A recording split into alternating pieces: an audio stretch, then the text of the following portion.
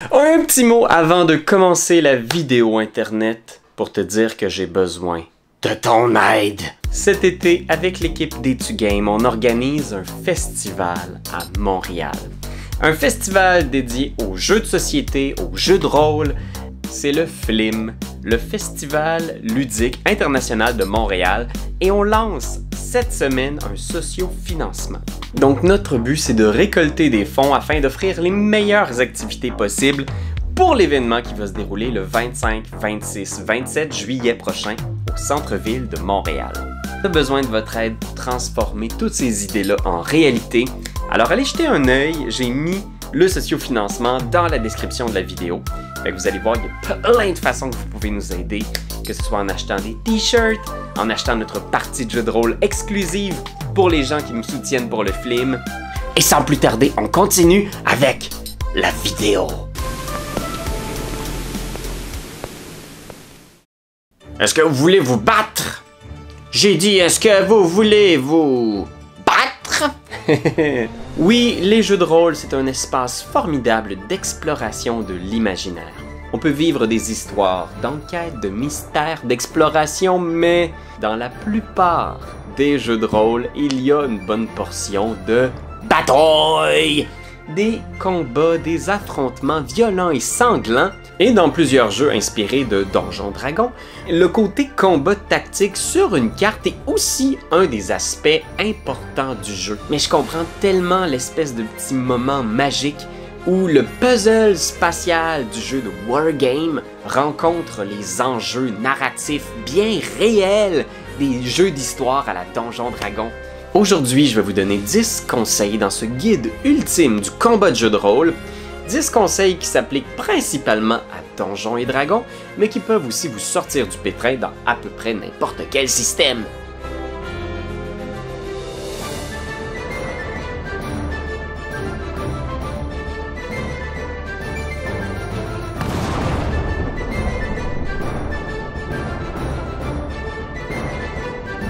La tactique la plus simple et la plus efficace que vous allez trouver ici, que vous pouvez appliquer dans n'importe quel jeu de rôle, c'est de concentrer les efforts de votre groupe vers un seul et unique adversaire. Parce qu'on s'entend, dans la plupart des jeux de rôle, mais surtout Donjons Dragons, l'économie d'action, c'est vraiment ce qui va faire pencher la balance en votre faveur. Les mathématiques du jeu dans Donjons Dragons font en sorte que si vous avez plus d'action, vous avez plus de chances de faire plus de dégâts, plus de déplacements, plus de sorts et donc plus de chances de gagner.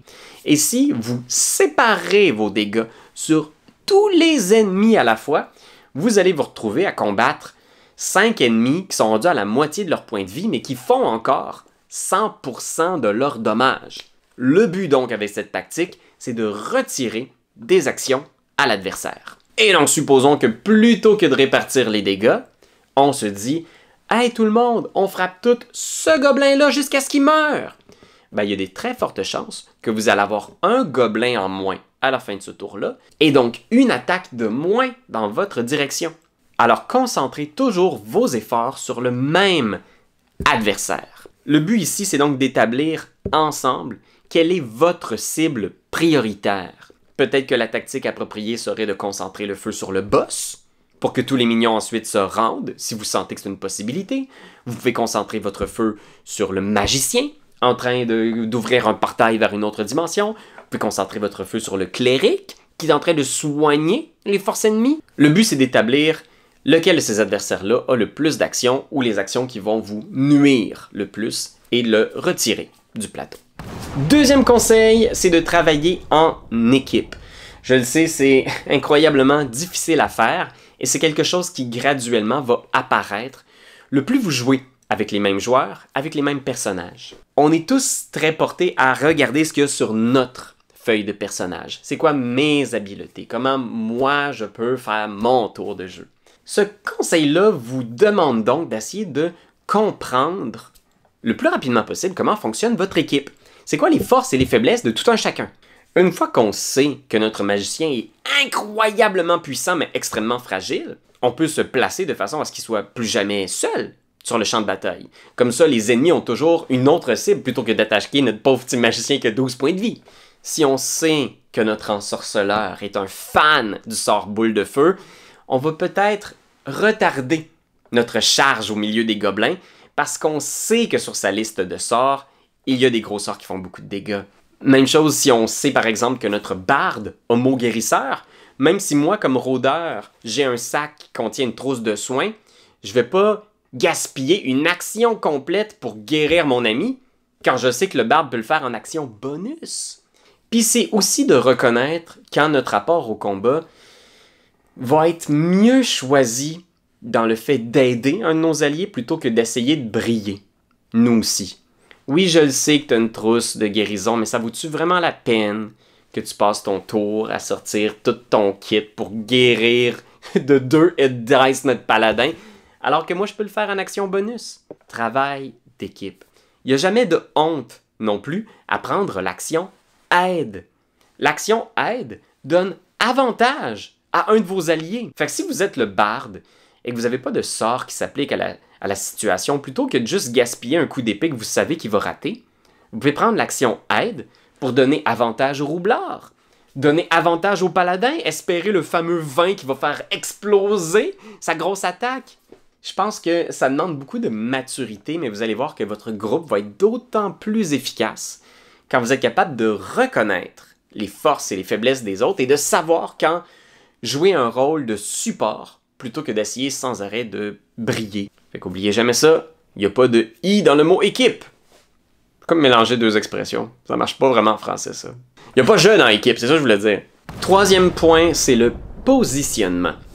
Ça en a pas l'air, mais ça a un impact tellement immense sur le jeu, votre positionnement en combat. La plupart des TPK sont reliés à une histoire de positionnement. Il se trouve que par malchance, le magicien était en avant quand il a ouvert la porte et de l'autre côté, il y avait l'ogre mage qui lui a lancé un compte de froid. Fait qu'on a passé 2 rounds à essayer de sauver la vie du magicien pendant qu'il nous lançait des sorts dans la face. Fait que positionnement. Ça veut dire, votre personnage avec la plus haute classe d'armure, logiquement, va être en avant. Le personnage qui a accès à des sorts de soins va être dans une position au milieu du groupe. Dans certaines situations spécifiques, ça peut être une bonne idée de se disperser si vous affrontez par exemple un magicien ou un dragon qui a un souffle. Mais moi, j'aurais tendance à vous dire, restez groupés. C'est tellement rare qu'on affronte quelqu'un qui lance des boules de feu ou un dragon que dans 90% du temps, ça va être plus payant tactiquement de rester à peu près 1 ou 2 cases de distance tout un chacun. C'est-à-dire s'il y a quelqu'un qui tombe, ben vous êtes à portée un mouvement, vous pouvez être sur lui, puis faire les premiers soins, faire un sort de guérison, lui donner une potion. Fait que oui, moi j'aurais tendance à dire que vous allez toujours être gagnant de rester groupé pour pouvoir vous aider, bénéficier des sorts de buff de vos alliés. Alors oui, vaut mieux rester proche et suivre le bon vieil adage, on ne sépare pas le groupe. Ça nous mène au conseil numéro 4, le goulot d'étranglement. Ça a l'air de rien, mais il y a ça aussi. Le positionnement tactique, ça va vouloir dire aussi vouloir profiter au maximum de son environnement. Plusieurs fois, on est dans un donjon, un château, un immeuble, un bâtiment, et il faut profiter de la structure pour se donner un avantage. Si vous entrez dans un donjon, une vaste pièce qui contient des tonnes de gobelins, vaut mieux ne pas se précipiter au milieu de cette vaste pièce et d'offrir 1000 flancs à votre adversaire. Vous allez être encerclé par les gobelins. Il faut se positionner, possiblement dans un couloir, dans une porte. Il faut penser un petit peu à 300, le fameux film où 300 soldats courageux affrontent des dizaines de milliers de soldats perses. Le but, c'est de créer un goulot d'étranglement où seulement 2 ou 3 adversaires à la fois peuvent vous attaquer. Ça ne vous met pas à l'abri des attaques à distance, des sorts. Bien sûr, ça reste un de vos problèmes que vous allez affronter, mais d'être encerclé par 8 gobelins, c'est le pire scénario. Encore une fois, dans l'économie d'action, c'est que vous laissez l'opportunité à ces gobelins-là de faire 8 attaques, alors que peut-être, dans un goulot d'étranglement, vous n'aurez que 2 attaques de mêlée, et le reste devront se contenter de faire des attaques à distance. Si vous n'êtes pas en mesure de profiter de la structure du bâtiment ou de la pièce du donjon, vous avez toujours le classique contrôle du champ de bataille. Et là, je m'adresse aux druides, aux magiciens, aux ensorceleurs, même aux warlocks, qui ont des super sorts de contrôle du champ de bataille. Mais c'est une façon où vous-même vous prenez le contrôle de la géographie du terrain. Quand on était jeune, je pense qu'on passait rapidement sur ces sorts-là. On ne voyait pas l'intérêt de ces sorts-là parce qu'on était trop obsédé par les sorts de dégâts, mais le contrôle du champ de bataille, c'est tellement cool quand ça marche. L'idée, c'est de créer vous-même vos goulots d'étranglement, avec des sorts comme graisse, mur de pierre, champ de force, mur de feu, même toile d'araignée. C'est de mettre des obstacles sur le chemin de vos adversaires pour les obliger à avoir certains comportements qui vont être à votre avantage. Le but avec le contrôle du champ de bataille, c'est de trouver la situation dans laquelle vous allez être en mesure d'infliger le plus de dégâts possible à votre adversaire en vous exposant le moins possible. La distance est un super outil. Pour ça, si vous êtes capable de grimper dans des arbres, par exemple, à ce moment-là, vous pouvez tirer avec vos arcs sur les adversaires, et si eux n'ont pas d'arc, ils ne seront pas en mesure de vous envoyer du dégât sur vous. Même chose si vous êtes capable de voler, même chose si vous êtes capable de vous mettre un mur entre vous et l'adversaire. Le but, c'est de trouver le plus d'éléments possibles qui vont retarder l'arrivée de vos adversaires sur vous. Je me souviens très bien quand on jouait à Pathfinder, par exemple, on se battait contre des géants qui sont une menace réelle. Ils peuvent nous tuer en un coup, les géants. Mais si on a assez de distance entre eux et nous, on peut les cribler de flèches, de balles, de sorts, avant qu'eux-mêmes soient capables de nous atteindre. On peut créer des puits sur leur chemin, on peut se mettre en hauteur pour qu'ils aient du mal à nous atteindre. Et tout ça, c'est des avantages tactiques qu'il faut rechercher le plus activement possible dans la géographie du terrain, dans nos livres de sorts, dans nos objets magiques. On peut même engager de la chair à canon, des hommes d'armes, des mercenaires qui vont être sur le chemin et qui vont être, eux, les premiers à se faire écraser par les géants pendant qu'on continue de leur tirer dessus. Contrôle du champ de bataille, ça veut dire contrôler où votre adversaire va se trouver et où vous allez vous trouver. 6. Profitez au maximum des nouvelles manœuvres de combat de Donjons Dragons 2024. Il y a certaines nouvelles règles dans la nouvelle version de Donjons Dragons qui peuvent vraiment nous donner des avantages non négligeables en combat. Fait que ça vaut la peine de les garder en tête. Je parle entre autres des nouvelles règles de manœuvre de combat, de l'agripper, de le faire tomber avec la manœuvre qu'on appelle pousser, shove. Fait que ça peut vraiment nous donner un avantage tactique, justement en poussant un adversaire à terre pour le retarder dans son approche et de donner la chance au roublard d'y planter une dague dans la tête. Fait que oui, ça prend pas grand-chose. Hein. Si vous avez un personnage qui a un petit peu de force, ça va imposer à votre adversaire un jet de sauvegarde de force, difficulté 8, plus votre bonus de maîtrise, plus votre bonus de force. Fait que ça peut tout à fait être un jet de sauvegarde ultra difficile à réaliser pour certains adversaires. Il y a aussi les fameuses maîtrises martiales, c'est-à-dire toutes les propriétés spéciales qui sont fournies par les armes. Donc si vous êtes un guerrier, un barbare, un roublard, vous débloquez certains pouvoirs pour certaines armes de Donjons Dragons 2024. Repousser votre ennemi de quelques cases, le ralentir, lui enlever du mouvement, ou des mots-clés comme Graze, qui font du dégât à votre adversaire alors même que vous échouez votre attaque. Ça, c'est super puissant.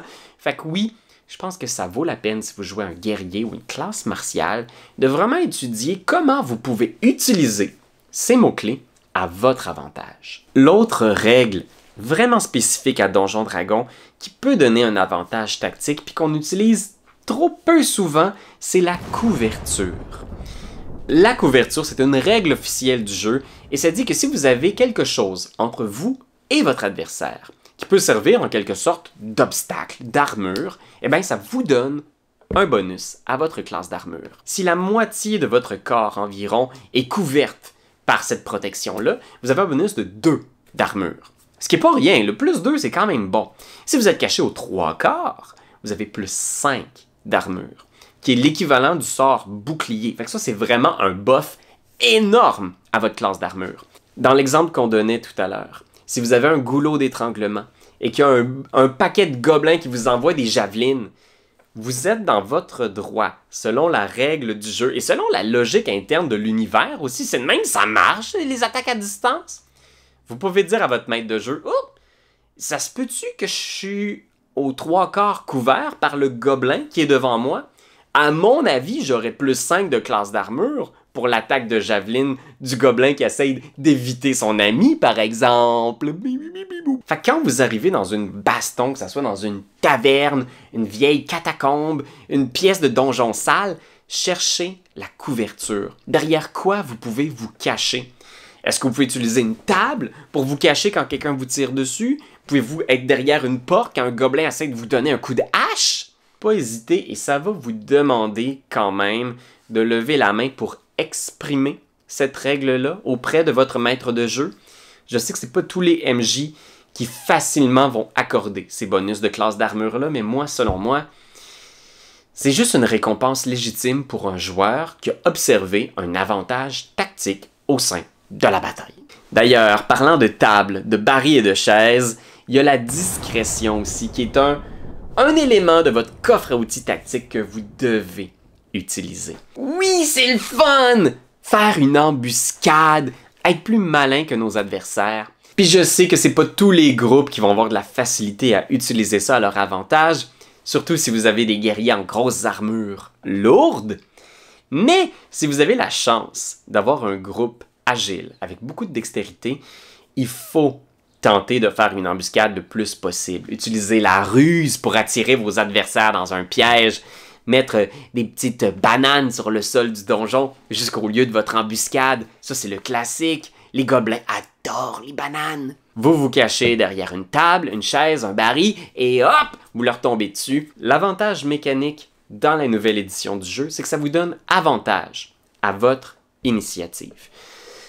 Je sais que c'est pas aussi juteux que d'avoir un tour surprise, mais jouer avant les autres, c'est tellement important. Surtout au niveau, parfois juste remporter l'initiative, si tu as un magicien avec un sort puissant, ça peut déterminer tout le destin du combat. Pour vous tirer votre épingle du jeu aussi au niveau de l'initiative, n'hésitez pas à magasiner des dons comme Alerte, qui vous permet par exemple d'échanger 2 joueurs dans l'ordre d'initiative. Parce que ça vous permet ainsi d'avoir le roublard qui joue avant les autres, ou d'avoir le magicien, justement, qui joue en haut de l'initiative et qui peut lancer des sorts de buff qui vont aider tous ses amis avant que ceux-ci prennent leur tour. Ultra important, si vous êtes en mesure d'avoir l'avantage sur l'initiative, c'est un avantage non négligeable. Ça se dit, c'était bien dit cette phrase-là. 9. La préparation. Oui! Il faut se préparer quand on est capable de le faire. Quand on sait qui on va affronter, à quel endroit, il faut absorber le plus d'informations possible pour avoir une préparation solide à cet affrontement-là. Si on affronte des morts-vivants, on va avoir préparé les sorts pour nous aider en conséquence. Si on affronte un dragon, on va avoir essayé de chercher le plus d'informations possible sur cette espèce de dragon. C'est quoi ses forces, ses faiblesses? Est-ce qu'il lance de l'acide? Il fait du dégât de poison, du dégât de feu, de froid? C'est pas méta que d'essayer de faire des jets de connaissances pour avoir de l'information sur notre adversaire. Au contraire, c'est même ce que, dans la vraie vie, toutes les formations de combat vont faire avant de se lancer dans un conflit armé. On veut savoir ils sont combien, c'est quoi leurs armes, à quelle heure ils dorment, comment ils s'organisent, ils ont-tu des provisions, un rationnement. Toutes ces informations-là sont clés à pouvoir avoir le dessus sur vos adversaires. Qu'est-ce qu'ils veulent? Qu'est-ce qu'ils cherchent? Est-ce qu'ils ont des faiblesses? Ça peut valoir la peine aussi de préparer des plans de match avec votre groupe. En connaissant tous les pouvoirs et les sorts de tout un chacun, vous pouvez avoir justement en préparation des playbooks qu'on appelle, c'est-à-dire une séquence d'actions que vous faites dans certains types de situations que vous avez imaginées. Si les choses tournent mal, par exemple, vous pouvez avoir une routine d'évasion. Tout le monde, rapprochez-vous de Marcille, il va faire son sort de téléportation et on sort d'ici. Peut-être que vous avez des combos que vous préparez avec vos amis. Peut-être que vous avez justement un guerrier qui est capable de jeter un adversaire au sol et vous avez toujours le roublard à côté pour faire son attaque sournoise avec avantage sur l'ennemi qui est maintenant immobile au sol. Vous comprenez? Il y a plein de combos comme ça que vous pouvez faire si vous avez un moine qui est capable d'agripper avec maître lutteur. Il agrippe un adversaire et vous avez un druide qui fait spike growth au sol. Et si votre moine est capable de passer comme ça l'adversaire agrippé sur les pics créés au sol par le druide, vous avez préparé une vraie râpe à fromage infernale pour détruire vos adversaires. Et finalement, le dernier conseil du guide ultime de combat, c'est de ne pas combattre. Il y a plein de conflits qui peuvent être remportés avant même l'échange du premier coup. Ça va beaucoup reposer sur la connaissance de votre ennemi et la connaissance de ses désirs. Si vous affrontez par exemple des gobelins qui veulent vous tuer pour votre or, vous pouvez peut-être désamorcer le combat au complet en faisant comme « Hey, savez-vous quoi? Je vous le donne, je vous donne notre or. » Vous allez déstabiliser votre adversaire en lui donnant ce qu'il désire. Si un dragon veut par exemple vous voler l'orbe des dragons, peut-être que vous allez complètement déstabiliser le combat puis le dragon en disant « Hey, sais-tu quoi? Je vais te donner l'orbe. » Peut-être effectivement que vous avez piégé l'orbe, que vous avez mis un sort de détection dessus pour découvrir où le dragon dort, pour pouvoir lui tendre une embuscade avec une armée. Il faut penser parfois un petit peu en dehors de la boîte. Si vous combattez des géants qui menacent votre village, peut-être qu'à votre tour, vous pouvez menacer le leur en capturant leurs enfants et en menaçant de les exécuter s'ils ne se rendent pas tout de suite. Bon, ok, c'est un peu violent. Puis moi, c'est ce que j'aime de ces tactiques-là, c'est que ça demande d'utiliser votre intelligence de joueur plus que les aptitudes mécaniques de votre personnage. Puis moi, c'est ce que j'aime des jeux.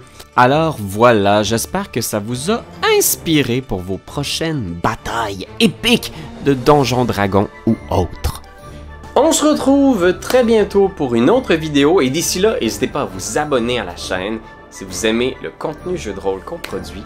On fait toutes sortes de parties, de conseils, puis on se retrouve bien vite, j'imagine, pour une autre vidéo.